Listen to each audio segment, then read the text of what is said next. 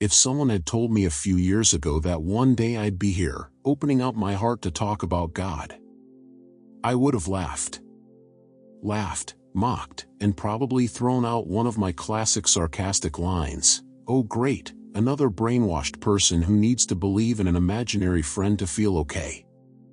Yeah, that was me. Mocking, cynical, sarcastic. And trust me, it wasn't because I didn't have arguments. I had all the speeches ready to tear apart anyone who talked about faith. Anyway, let me introduce myself. I'm Sebastian Baker, 42 years old, living in Boston, Massachusetts. I'm an entrepreneur in the tech industry, specializing in software development and digital solutions. For many years, my focus was crystal clear: make money, climb the career ladder, gain status, and live what the world calls success. And believe me, I made it. Or at least, that's what I thought. But here's the thing, life has a strange way of showing you that money, status, and pride don't mean much when your soul is broken. And that's exactly what happened to me. Because, my friend, God hears even those who mock him. And when he answers, he doesn't answer the way you expect, he answers in a way you'll never forget.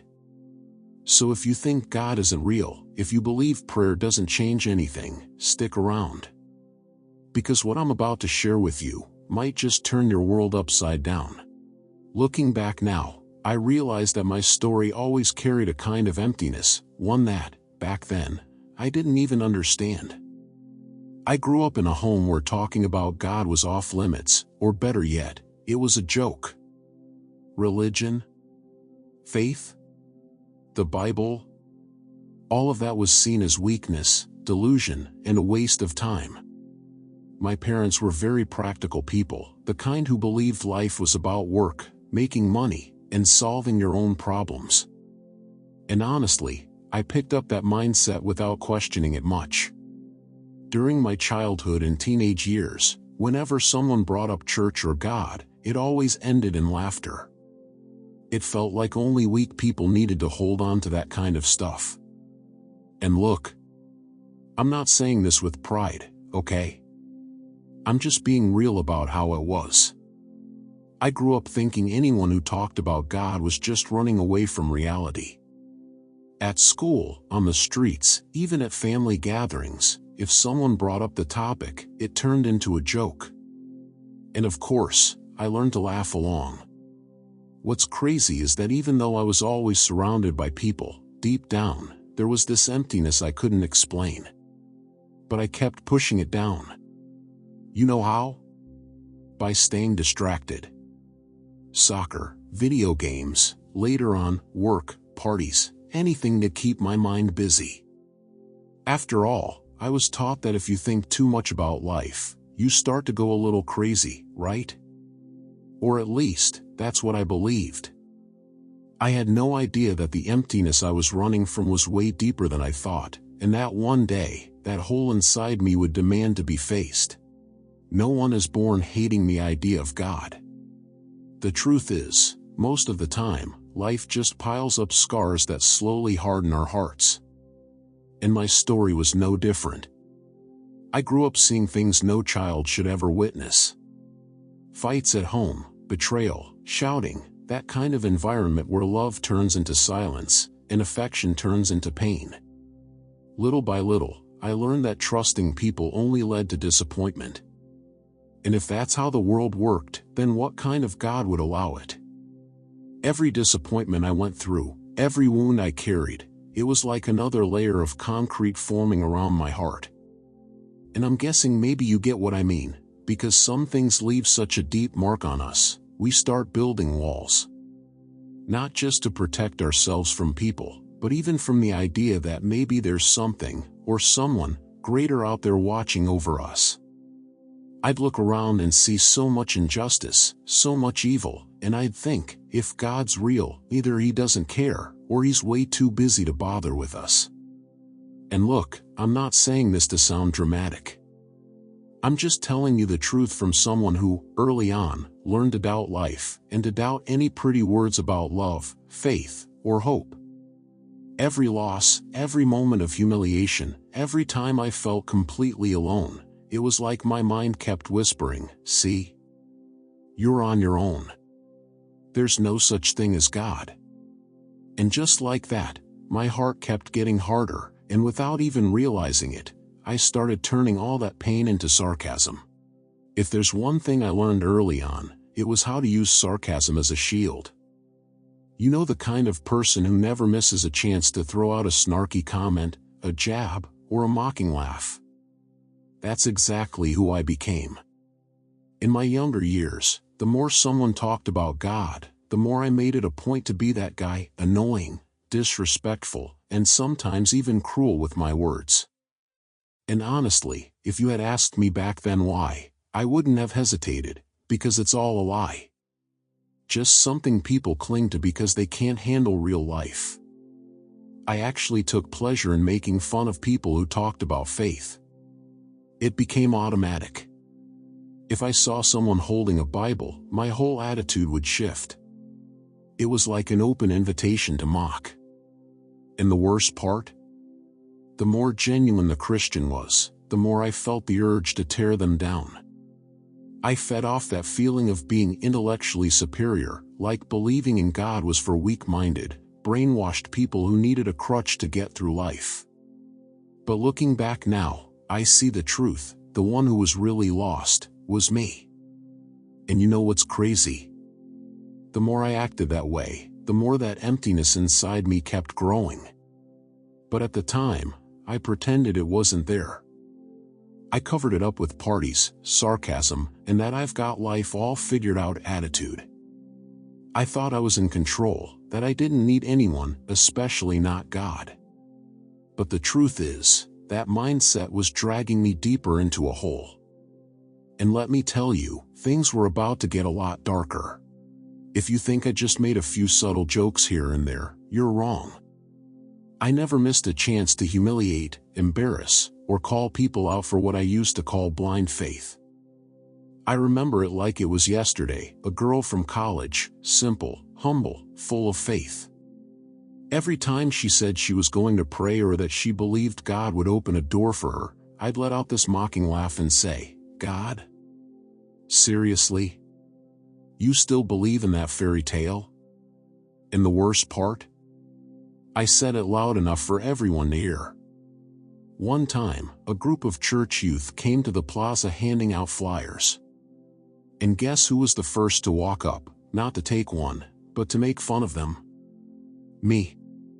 I grabbed the flyer, tore it up right in front of them, and said, "Go find something useful to do. God doesn't pay bills, doesn't heal anyone, and definitely doesn't show up for work." Looking back now, God, I feel so ashamed just remembering that. But back then, I thought I was the smart one. The free spirit. The guy who didn't need anything or anyone, the so-called master of my own life. But the truth is, behind that arrogant guy was someone completely broken inside. And let me tell you something most people won't admit, the more I mocked other people's faith, the more I was trying to convince myself that I didn't need it.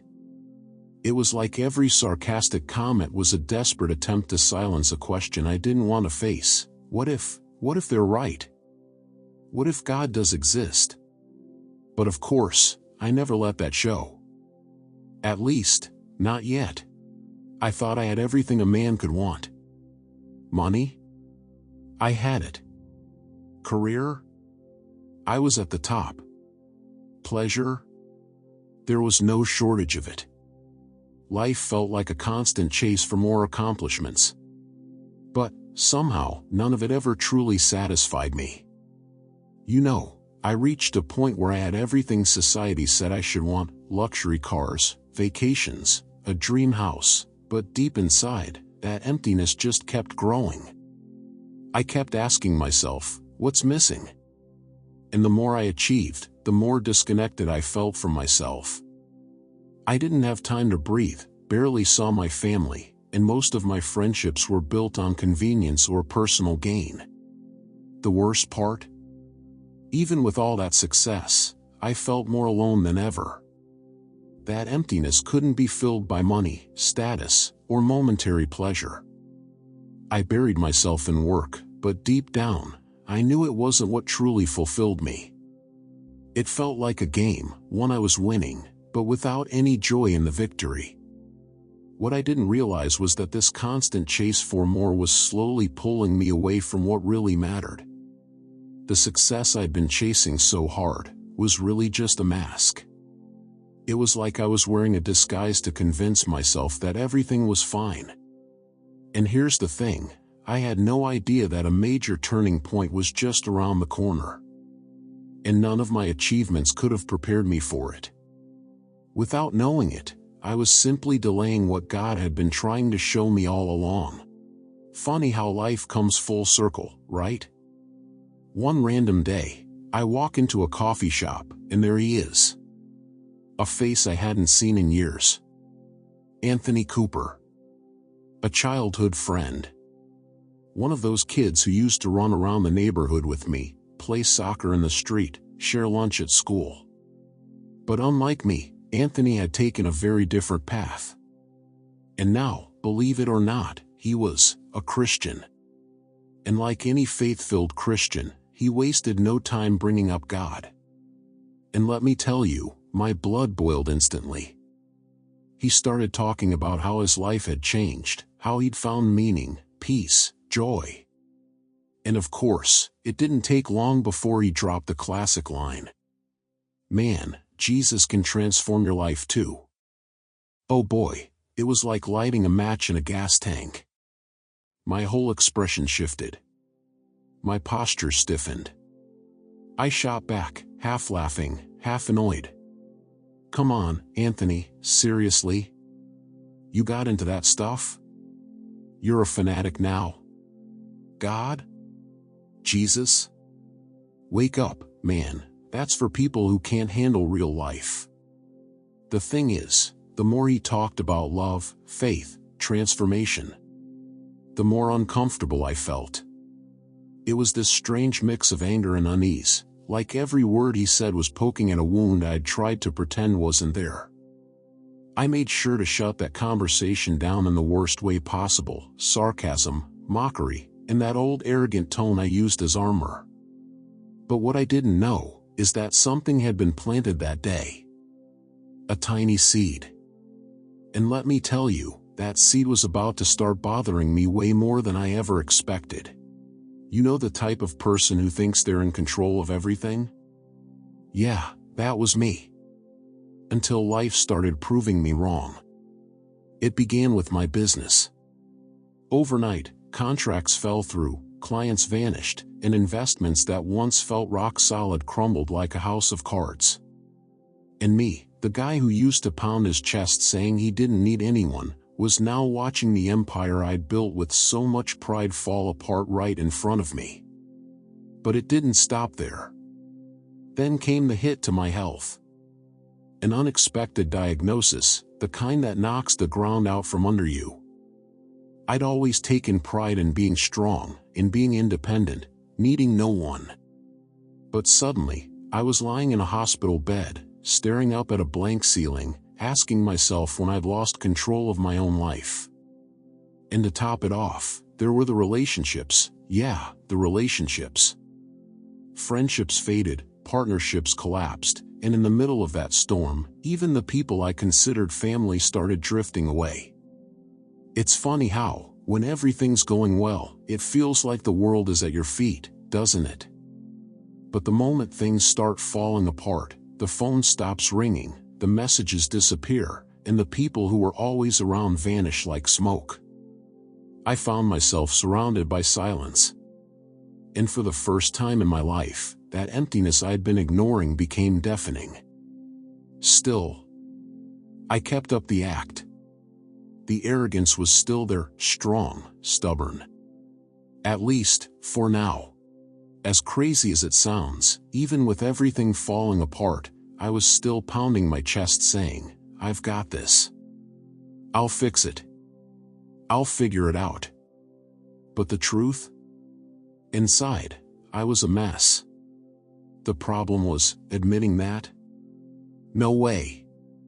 It was easier to keep wearing that armor of arrogance than to face the fact that deep down, I was completely lost. Anytime someone had the nerve to say, "God can help you," my blood would boil. I'd shoot back instantly. If God were real, my life wouldn't be like this. And let me tell you, things only got worse. Bills piling up. My health getting worse by the day. Sleepless nights. Anxiety. Panic attacks I pretended I didn't have. But in front of others? I smiled, cracked jokes, and held tight to the line that had become my motto. I don't need God. That's all nonsense. Funny, isn't it? You're drowning, but you'd rather cling to a sinking rock than reach out to the only one who can actually save you. That was me, through and through. But the more I tried to keep up the act, the heavier it all became. It felt like I was carrying the weight of the world on my back, and it was starting to crush me. Still, I wouldn't give in. I refused to admit defeat. In fact, I started going after anyone who mentioned God. And deep down, it was like I was daring him myself. If this God of yours is so powerful, then let him prove it. I dare him. What I didn't know is that challenges like that don't go unanswered for long. You know that moment when everything hits you, but instead of breaking down in tears, you explode in anger? That's exactly what happened to me. One random night, alone, locked in my room, surrounded by bills, medical reports, and dark thoughts. I snapped. I started pacing back and forth, punching the wall, yelling, cursing, screaming into the void. And then, in a full-blown outburst, I looked up, like God was actually there, and shouted, "All right, God. If you're even real, prove it. Do something, because I don't believe in you." Yeah, it was a challenge. It wasn't a humble prayer. It was a provocation, full of sarcasm, full of anger, full of pain. I spit those words into the air like a final gamble, but deep down, I didn't really expect anything to happen. You know when you say something just to let off steam, not because you're looking for an answer? That's what it was. If you're so powerful, then come down here and show me. Let's see if you've got the guts. And then, right after I said it, there was silence. One of those heavy, almost frightening kinds of silence. I just stood there, staring at the ceiling, not even sure what I was feeling. Part of me thought, maybe I went too far. Another part laughed, mocked, and said, "See? No one's answering." But then, there was a third part of me, a part one didn't even know existed, that started to stir. And that's when it happened. Right there, something started to shift. Something I never could have seen coming. I swear, not even in my worst nightmares or biggest paranoias did I imagine something like that could happen. After that arrogant challenge, I threw myself on the couch, half laughing, half annoyed, and grabbed the TV remote to pretend nothing had happened. But then, suddenly, the atmosphere started to change. You know that kind of silence that's not really just silence? Like the air gets heavy, different, almost tangible. My whole body got goosebumps, and for the first time in my life, I felt fear. Fear of something I couldn't see, but that was definitely there. Then, without knowing where it came from, I started feeling a presence so strong, so real, it felt like someone had entered the room. But it wasn't just anyone. It was something that crushed my pride just by being there. My chest tightened, my eyes filled with tears, and mind you, I didn't even know how to cry. I couldn't see anyone, but I knew. I knew I wasn't alone. A peace, such an intense peace, but at the same time, so unsettling, filled the room. And deep inside my mind, a voice. Not audible, but as clear as if it were. I exist, and I have always been here. Man. It broke me. I was shaking. I was sweating cold. My heart felt like it wanted to jump out of my chest. I looked around, at the walls, the ceiling, like someone trying to understand what was happening. But it wasn't in my head. It wasn't imagination. It wasn't a coincidence. It was real. I knew it. And you know, it's funny to say, but deep down, a part of me always knew. And in that very moment, all the certainties I'd held my whole life started crumbling like sand slipping through my fingers. After that experience, I didn't know whether to cry, run away, laugh nervously, or pretend nothing had happened. You know that feeling when something inside you breaks? Yeah, that. I kept wiping my face, trying to wake up, like, no. This can't be real. I'm losing my mind. But the more I tried to convince myself it was all in my head, the more it hit me that it was real. Too real. And for the first time in my life, I felt fear. But it wasn't fear of a thief, illness, or crisis. It was a reverent fear. Fear of God. My mind was spinning. I tried to reason. Did I have a breakdown? Am I going crazy? Was it stress, burnout, anxiety, anything but God? But no matter how much I clung to logic, something inside me screamed. No, man, don't run away. You know what that was. And that made me even more confused. Because until that day, I believed God was just an invention, a fantasy made to comfort the weak. And suddenly, I found myself exactly where those people I used to criticize stood. And then, the internal battle began. Part of me wanted to ignore it, forget it, move on with life. But another part, man, that part wouldn't give me peace.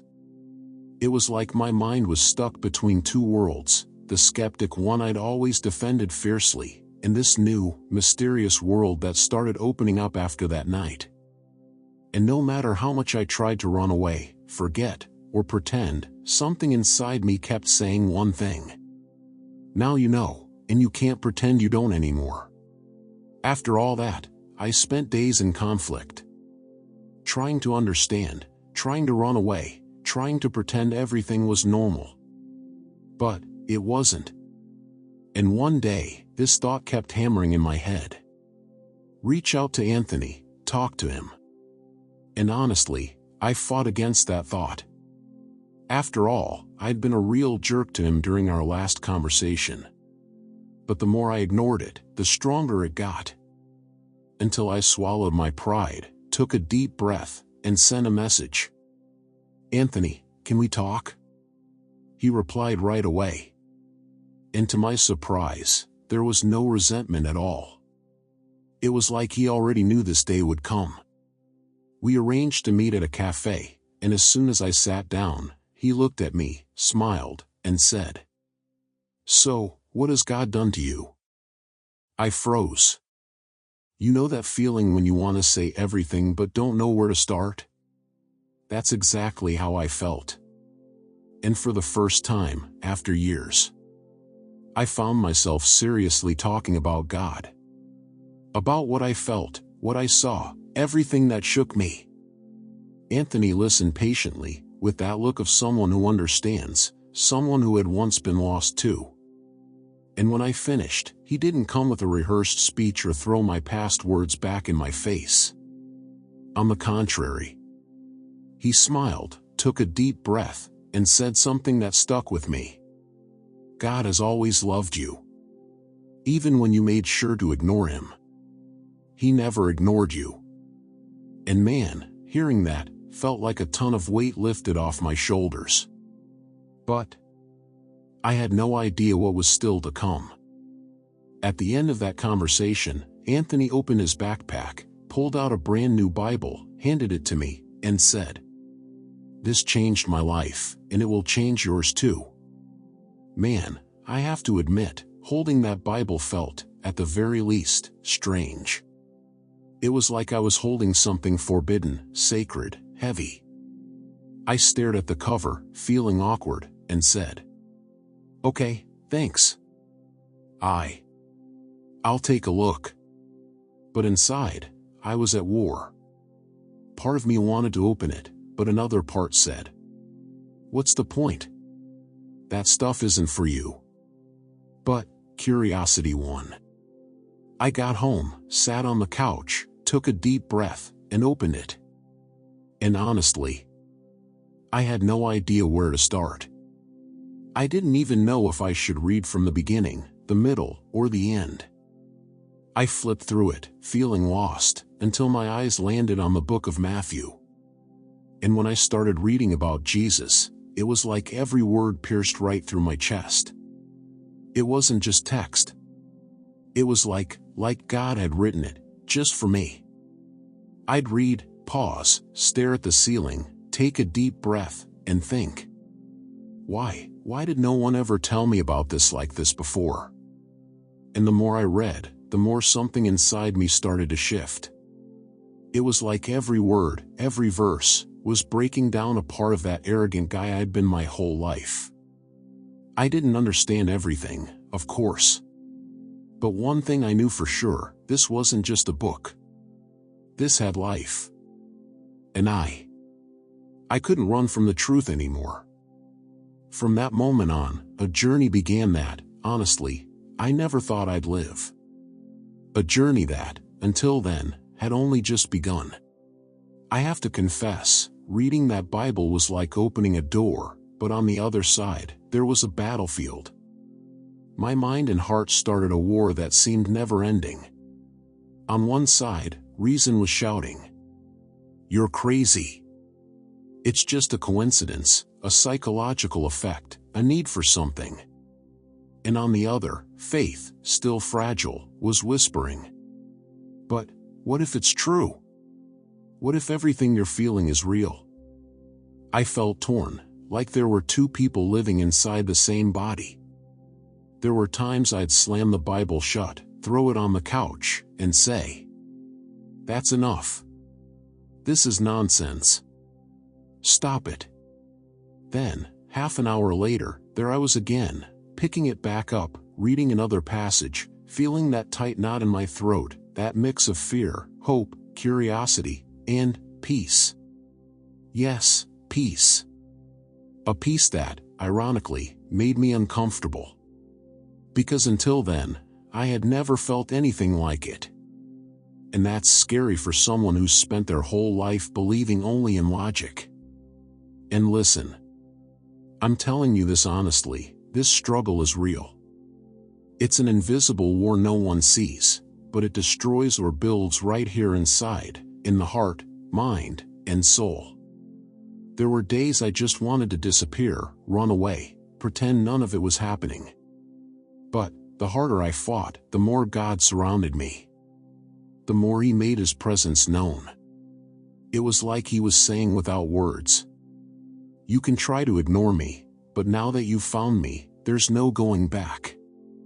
And that started breaking me in ways I wasn't ready for. By that point, I was completely disarmed. And honestly, I knew it was time to stop running. That night, I couldn't hold it in anymore. I closed my bedroom door, turned off the lights, knelt down, feeling awkward, not really knowing what to do. And for the first time in my life, I truly spoke to God. It wasn't sarcasm, it wasn't a challenge. It was a cry from my soul. And honestly, only those who've knelt broken and shattered know what that kind of prayer feels like. I remember it like it was yesterday. My words came out broken, mixed with tears. I didn't know how to pray with fancy words. It was simple, raw, and real.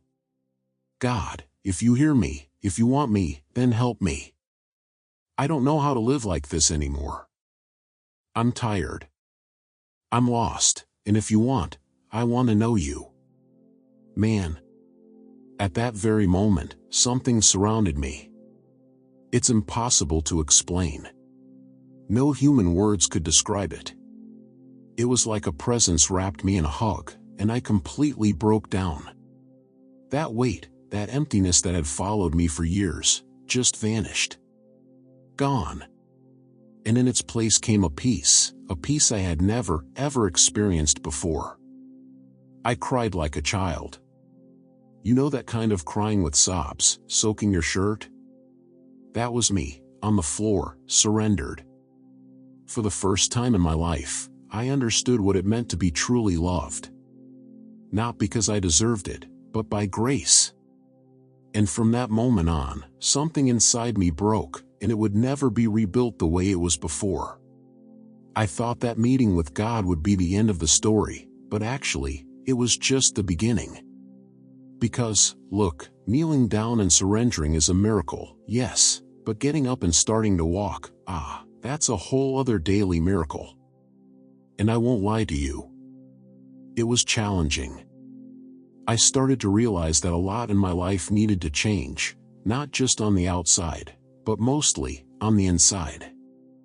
Thoughts, habits, attitudes, everything had to go through a rebuilding process. The first few weeks felt like a deep cleaning of my soul. Things that used to seem normal started to bother me. Swearing, lying, arrogance, pride, all of it began to lose ground. And, honestly, it wasn't easy. Some friendships faded away, some people looked at me sideways, saying, "Oh, so now you're a believer?" But to be honest, even that didn't shake me anymore. Because deep down, I knew God was shaping me. And man, there's no better feeling than knowing that, even though I'm so flawed, God chose not to give up on me. And with that process, came the challenges. Giving up some things, closing some doors, forgiving people I never thought I'd forgive, and even asking for forgiveness from those I had hurt long ago. I had to face my own monsters, look inside, admit my faults, and still discover that God loved me just as I was, but loved me so much. He wouldn't let me stay the same. And look, this process was just getting started. The transformation started inside me, but little by little, it began to overflow into every part of my life. And man, when I say God started rebuilding everything, it's not just a nice speech. It's real. My health, which had only been getting worse, began to recover. The crises that used to suffocate me started giving way to peace. And even in my finances, where it seemed like everything was falling apart, God began opening doors I never even imagined. But this time, it wasn't by my own strength. It was by depending on Him. And it didn't stop there. God also started fixing my relationships. People I had hurt. I sought them out. I asked for forgiveness. People I never thought I'd have the courage to look in the eye, I hugged, cried with, and fixed what I could fix. And you know, that emptiness, that feeling that nothing made sense, it vanished, disappeared. In its place, God planted purpose. An overwhelming desire to live, not for myself anymore, but for Him. And the more I walked this path, the more I understood, everything I tried to build without God fell apart. But everything He began building with me still stands today.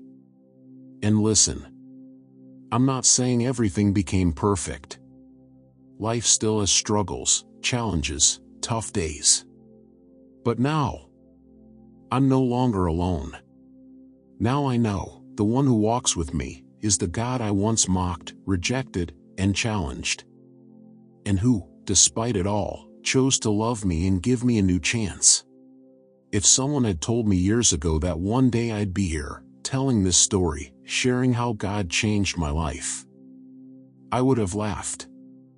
I would have mocked it. I would have joked about it, like I always did. But God is an expert at doing exactly what we think is impossible. Today, that arrogant, sarcastic man who mocked those who had faith no longer exists. He died back there, In that room, on the day I knelt down and gave my life to Jesus.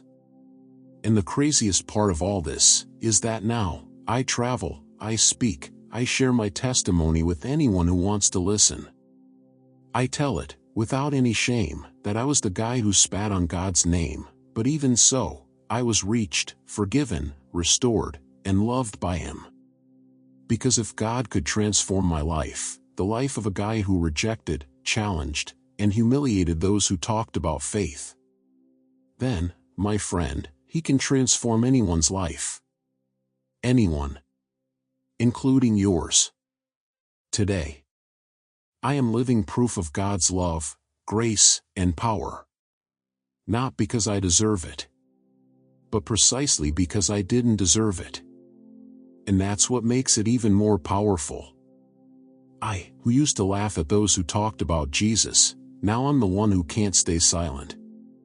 Because those who truly experience this love can't live the same way anymore. And look, this story doesn't end here. Actually, it's just getting started. If there's one thing this story taught me, it's that no one, I repeat, no one, is beyond God's reach. Not even that arrogant, mocking, sarcastic guy who used to brag that God didn't exist. I am living proof of that. And look, if God reached me right in the middle of my pride, my blindness, my rebellion, do you really think He can't reach you too? Now, let me ask you, looking straight into your eyes, yes, your eyes, because I'm not here to entertain you or tell you a pretty story. I'm here to make you think, how long are you going to pretend you're not hearing this call? How long will you keep ignoring that emptiness eating you up inside?